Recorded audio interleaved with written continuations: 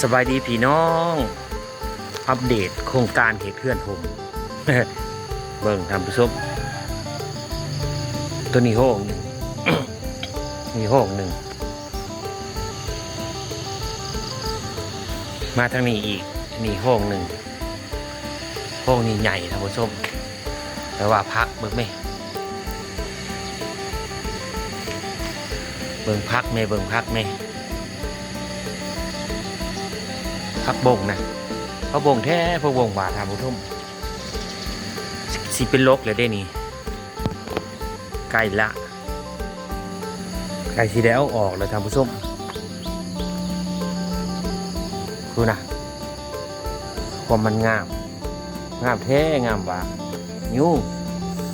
โอ้ยเบิ่งกันเปียพักข้าพเจ้าพักกัดคิวได้นะออกแท้ออกว่าออกงามมาลีรอเนาะ3 นานท่านผู้ชมทั้งปีเองทั้งปี2 นานสิใส่ฝุ่นมื้อนี้แล้วฝุ่นขี้ไก่ใส่ท่านผู้ชมกระตุ้นให้มันงามแต่ว่าคันบ่ใส่ก็ยังซ้ำนี่ได้ท่านผู้ชมความมันงามแท้งามว่ายังบ่ทันได้หดยุ่งก็ยุ่งแท้ยุ่งว่าท่านผู้ชมท่านผู้ชมได้เบิ่งผักบ่งเขียวน่ะบ่แม่นหญ้าเด้อผักบ่งเด้อนี่เด้อพร้อมที่จะเอาออกแล้วได้ท่านผู้ชมพร้อมคายแล้วงวดนี้ใช้เวลาค่อนข้างดนแน่ได้มื้อนี้เป็นมื้อที่21 วันท่านผู้ชมความสูงความใหญ่ก็ซ้ำนี่แหละเบิ่งเอาพักงามท่านผู้ชมตัวนี้ผู้ที่เป็นงวดที่3สำหรับลงผักบ่งท่านผู้ชมงวดที่3ลงผักบ่งเอานี่ออกแล้วสิมุ่งเพื่อนผมนี่สิมุ่งนี่หลังจากมุ่งแล้วกาสีใส่หอมท่านผู้ชมสิเอาหอมปลอมลงห้องกว้างตัวนี้จะเป็นขนาด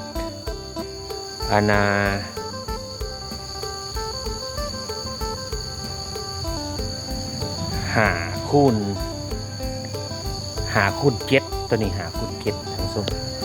สำหรับตัวใหญ่ละแม่น8 2 16 นะตัวเนาะมันก็ใหญ่ครับเราจะปีนเกาะให้ท่านผู้ชมเบิ่งนี่ตัวนี้สำหรับมันนะโฮงหน่อยท่านผู้ชมโฮงหน่อยครับพระเจ้าจ้าได้อยู่3 นานใหญ่เนาะสลับโฮงใหญ่เลยเป็นต้นนั้น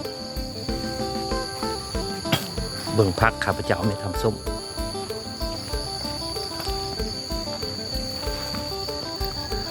พูดนะความใหญ่ความงามเบิ่งเอาพูดนะโอ้โหงามแท้งามว่าท่านผู้ชมตัวนี้ห้องใหญ่นี่ห้องละ8 เมตรท่านผู้ชม8 เมตรเนาะความยาวไปทางนี้ ยาวไปทางล่วงนาน12 เมตร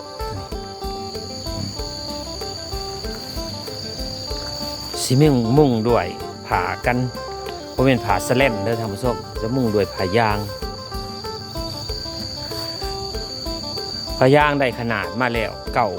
อาเก่าคูณ50ท่านผู้ชม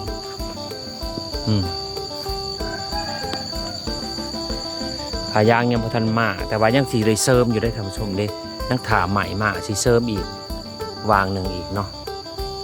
เพราะว่ามันห่างโผล่ยามันโต่งก็จะเลยสีเลยเสริมอีกยังถาใหม่อยู่หลังจากที่เสริมใหม่แล้วลอยแล้วก็สีแลนทอวันนี้นะเอาแป๊บใส่ท่านผู้ชมเอาแป๊บอันนี้เลยนี่เอาแป๊บนี่ใส่เพื่อว่า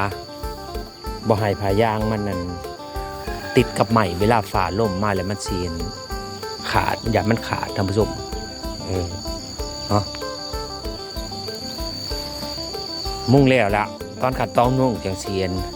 ถ่ายคลิปให้ท่านผู้ชมเบิ่งอีกเนาะว่ามันสีมีความยุ่งยากสำได้ความสะดวกสำได้เนาะ นี่ไม่มาเสริมใส่ท่านผู้ชมมาเสริมใส่โอ้ยสางยังอยู่ถึง ลอยแล้วเมื่อยแล้ว สั่งเฮือนห่ม เมื่อยแล้ว สั่งเฮือนห่มจนใหม่ฮักโอ้ยบ่อยากพันละนา เด้อ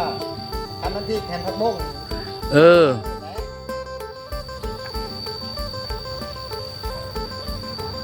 ตัวนี้ลังหน่อยนี่งามท่านผู้ชมเอาเบิ่งพักไหมบ่สะออนบ่ท่านผู้ชมสะออนอยู่บ่พักข้าพเจ้าเด้อนี่เด้อกะสีประมาณนี้แหละเนาะท่านผู้ชมอัปเดตให้ท่านผู้ชมเบิ่งทั้งการเฮ็ดเฮือนห่มแล้วก็ทั้งอันพักบ่งให้ท่านผู้ชมเบิ่งขอลาท่านผู้ชมไปเพียงเท่านี้ขอบใจท่านผู้ชมที่ติดตามแต่ต้นจนจบสวยเป็นกำลังใจแก่ข้าพเจ้าในการเฮ็ดคลิปโดยการกดไลค์กดแชร์กดติดตามเป็นการส่งเสริมข้าพเจ้าไปในตัวค่ะสิขอลาท่านผู้ชมไปเพียงเท่านี้พบกันคลิปหน้าบ๊ายบาย